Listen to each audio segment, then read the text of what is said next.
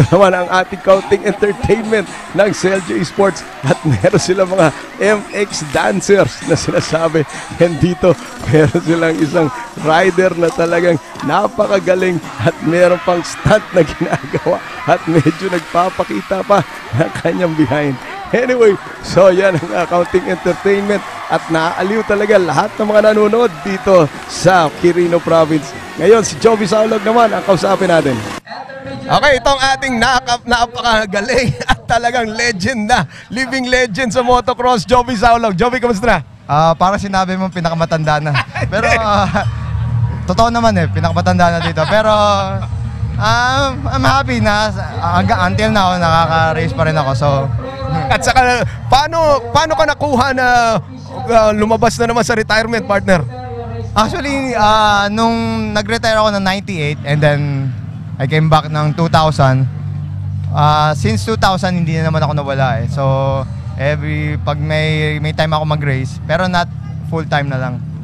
Parang pag may race na lang, doon ako tumatakbo, ganun. Yes, and now, nakikita na naman natin, ang balik na naman ang labanan nyo ni Glenn Aguilar at ikaw, ito yung talagang parang, sabi nga natin, Crispa Toyota, Lasal Ateneo, talagang lahat mukhang mas maganda tong at very excited ang crowd para makita ito ulit. Yeah, sa akin nga, gusto ko sana kung bumabata pa tayo ulit. Kaso talagang hindi na natin mapipigilan yun. So, gaya ng, like I said, I'm happy na pwede pa, nakaka-race pa ako.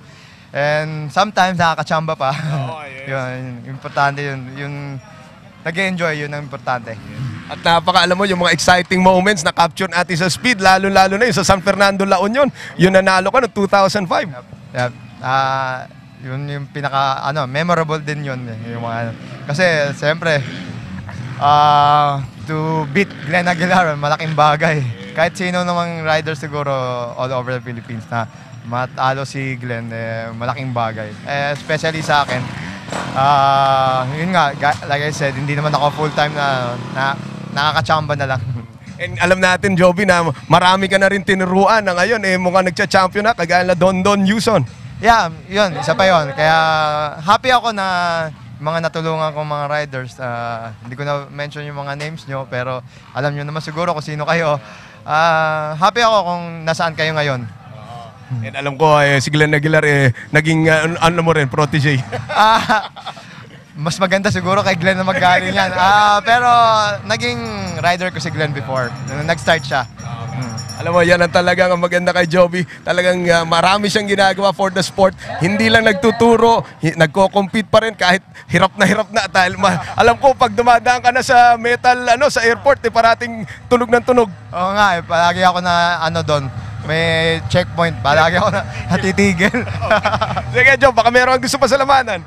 Of course, I would like to thank CLJ po para sa nag-organize pa rin. Nag-organize ang CLJ ng races last year. So, paganda ng paganda, parami yung mga riders. And I hope na tutuloy-tuloy lang ng CLJ itong pagsuporta sa amin. And alam ko, mukhang nag-usap tayo kagabi, mukhang ang next magiging career mo, magiging commentator na kasama natin. Yun, isa pang naisip ko palagi pag siguro hindi na ako nag-race, gusto ko maging commentator. Okay, sige, Job. Alam ko na, kayo na tinatawag. Okay, good luck, partner. Okay, so ito makikita natin ang MX dancers na naman. At alam mo, itong mga pakulo na ginagawa ng CLJ Sports ay talaga nagpapakita ng napakaganda dito sa ating mga taga-Quirino.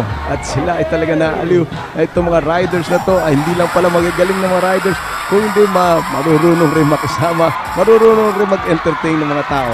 But now, after itong mga napakagandang entertainment, makikita naman natin ang ating mga riders. Sila ngayon ang magsusuit up para naman mapakita na nila ang final heat ng ating Pro Open.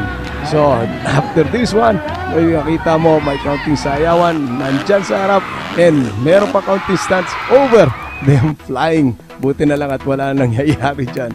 Anyway, we now come to the final Pro Open division and this is the final moto and malalaman natin ngayon kung sino magcha-champion. Ang ginagawa dito ay kino-combine ang first moto at saka second moto at kinukuha ang puntos ng dalawang heat na yon. So dito sa first place, nakuha nito ni Glenn Aguilar. Second naman si Dondon Newson. Third was si Jovi Saulog. At saka fourth was si Ted Conde. Dito ang mga veterano, katabi na ang ating mga baguhan ng mga riders. But tingnan natin kung si Glenn Aguilar, Jovi Saulog ay talagang meron pang ibubuga dito sa mga younger drivers ngayon. Ayan, nandyan na ang ating mga magagaling na mga riders from all over. In fact, ayan si Pepo Ruby from Cebu. Meron pa sa Osamis Oriental. Yan si Ted Conde. At saka ang ating mga riders na iba-ibang lugar kasama si Bornok Mangunsong sa Davao. Ito ay napaka-national na event talaga and very fortunate that we have it here in Quirino. So ito ang 15-second board, the final heat now going and off they go! Okay, ayan na ang kanilang karera and ito looks like in front. It is now a good start by Jovi Saulog. Jovi Saulog on the inside, muscling in on the back and finally getting the whole shot right now. This is a very good position para kay Jovi Saulog. At siya ay talaga kailangan manalo dahil nag-third place lang siya nung unang heat. At ito ay importante na mapanalo ni Jovi Saulog ngayon. But right there at the back, makikita na natin na si Glenn Aguilar ay nandyan na sa likod niya.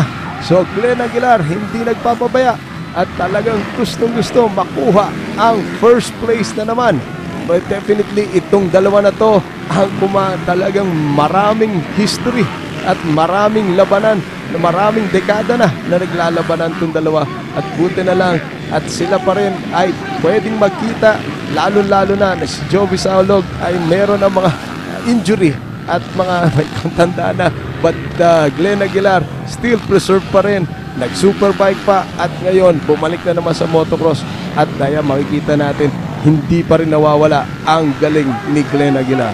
But here looks like Jovi Saulog is still one of those the best riders in the Philippines dahil he can still really tame ang ating national champion na si Glenn Aguilar. Glenn Aguilar on the inside trying to find a way. Hindi, not this time. Jovi Saulog closes the door. Ayan, nagbanggaan ang counting elbows dito. But still, it's still part of the game. Wala naman na problema. Wala nag-aksidente. And to, makikita natin, it's Jovi Saulog and Aguilar. Here comes Aguilar on the inside. Yep, it's Glenn Aguilar. Looks like he found another way doon. And definitely Aguilar is now in the lead.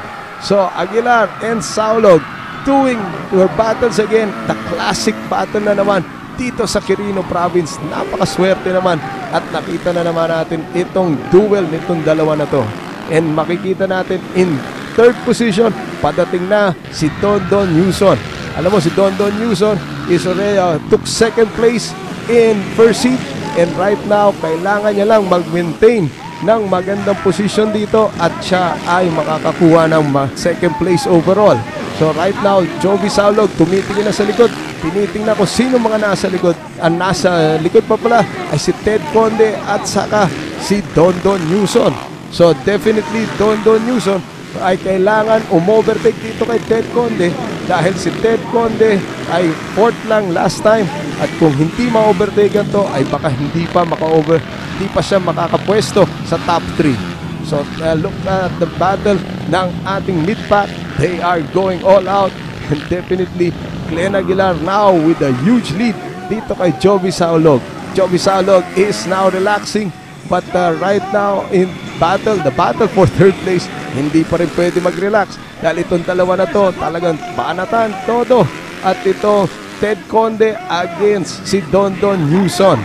And makikita natin, looks like they are now coming to the backpack. Okay, and they are now, this is the last lap. And let us see if Ted Conde will be able to take it. Here is now Dondon Newson out there. And they are coming, two lap riders. And this is the final lap as you can see. And Dondon Newson on the far end taking the berm. Will he make it here? And tingnan natin who will cross the start-finish line first. It's Glenn Aguilar for first position. 1-1. Congratulations. And second place will be going to Jovi Saulog. And then we can see Don Newson final taking it over. So the overall finish will go to Glenn Aguilar, Don Newson, Jovi Saulog, and Ted Conde. Congratulations all. Napakaganda na karera.